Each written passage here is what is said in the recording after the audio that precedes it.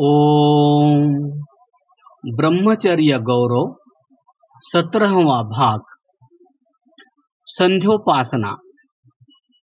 व्यायाम और प्राणायाम के पश्चात संध्योपासना करनी चाहिए। संध्या करने के अनेक लाभ हैं। संध्या के द्वारा आत्मनिरीक्षण होता है, विचार शुद्ध एवं पवित्र बनते हैं, इंद्रियों में बल और शक्ति आती है, अभिमान दूर भागता है, दीर्घायु की प्राप्ति होती है, परमात्मा की कृपाओं की वृष्टि होती है। ईश्वर के सतत ध्यान और चिंतन से काम वासना नष्ट हो जाती है, बुद्धि का विकास होता है, मन की मलिनता और चंचलता दूर होती है। जो संध्योपासना नहीं करता वह कृतघ्न भी है। भोजन। भोजन और ब्रह्मचर्य का परस्पर गहरा संबंध है। प्रत्येक ब्रह्मचारी को अपने भोजन पर विशेष ध्यान देना चाहिए। ब्रह्मचारी का भोजन शुद्ध, सात्विक और अत्यंत सादा होना चाहिए। सात्विक भोजन कैसा होता है, सुनिए। आयु सत्व बला आरोग्य सुख प्रीति विवर्धनाः रस्याः स्निग्धाः स्थिरा हृदया आहाराः सात्विक प्रिया। श्रीमद् भगवद गीता। आयु, बुद्धि, बल, आरोग्य, सुख और प्रीति को बढ़ाने वाले एवं रसयुक्त और चिकने, स्थिर रहने वाले तथा स्वभाव से ही मन को प्रिय लगने वाले पदार्थ सात्विक होते हैं। ब्रह्मचारी को चाट, पकौड़ी, गोलगप्पे, बाजारी मिठाई और चाय, कॉफी, सोडा, लेमन, मिर्च, मसाले, प्याज, लहसुन आदि उत्तेजक पदार्थ, राजसिक और तामसिक पदार्थ तथा देर में पचने वाले पदार्थों का सेवन नहीं करना चाहिए। तंबाकू, भांग, गांजा, अफीम, बीड़ी, सिगरेट आदि मादक पदार्थों का सेवन ब्रह्मचारी को भूलकर भी नहीं करना चाहिए। इन पदार्थों का सेवन करने वाला अपने विचारों को पवित्र नहीं रख सकता। सात्विक के साथ साथ ब्रह्मचारी का आहार संतुलित भी होना चाहिए। पेट को ठूस ठूस कर मत भरिए, मथुरा के चौबों की भांति मत खाइए, अल्पाहारी बने। इस संबंध में महात्मा बुद्ध का एक अमूल्य वचन सुनिए। एक बार हल्का आहार करने वाला महात्मा है, 2 बार संयम पूर्वक खाने वाला बुद्धिमान है और इससे अधिक बेअटकल खाने वाला महामूर्ख, अभागा और पशु का भी पशु है। जिह्वा को अपने वश में कीजिए, क्योंकि if you can conquer your tongue only, you are sure to conquer your whole body and mind at ease. Edison. अर्थात यदि तुम केवल जिह्वा को वश में कर लो तो तुम्हारे मन व शरीर स्वयं में तुम्हारे वश में हो जाएंगे। मांस मनुष्य का भोजन नहीं है, यह तो जंगली और हिंसक पशुओं का भोजन है।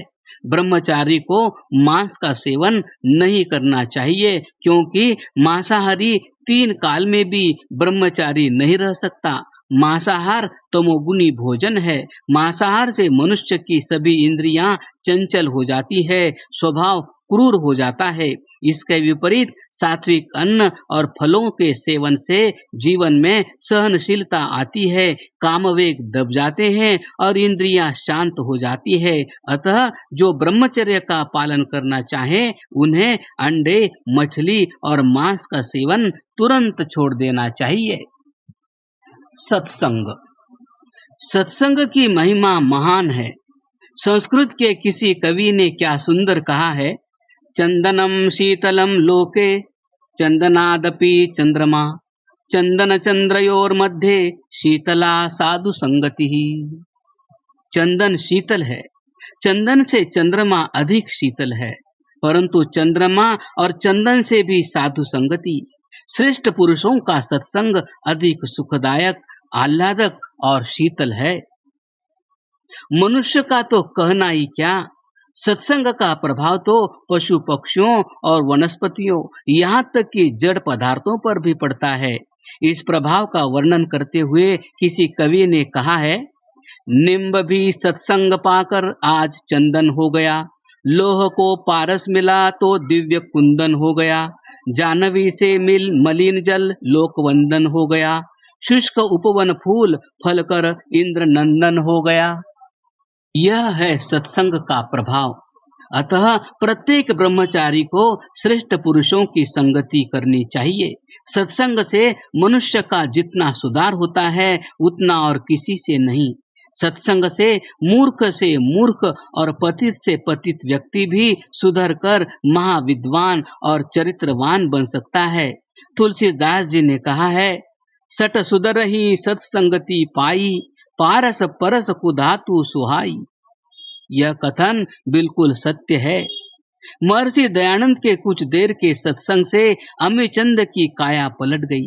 महर्षि के कुछ के वार्तालाप से शराबी कबाबी एवं नास्तिक मुंशीराम सदाचारी और आस्तिक बनकर श्रद्धानंद के नाम से विख्यात हुए। सत्संग के ही कारण वज्र मूर्ख कालिदास उच्च कोटि का कवि बन गया। हमें भी ब्रह्मचर्य की रक्षा के लिए ब्रह्मचारियों का, योगियों और विद्वानों का सत्संग करना चाहिए। चिंता मत कीजिए, चिंता को दूर भगाइए। चिंता करने से कुछ लाभ नहीं होता, हाँ हानि अवश्य हो जाती है।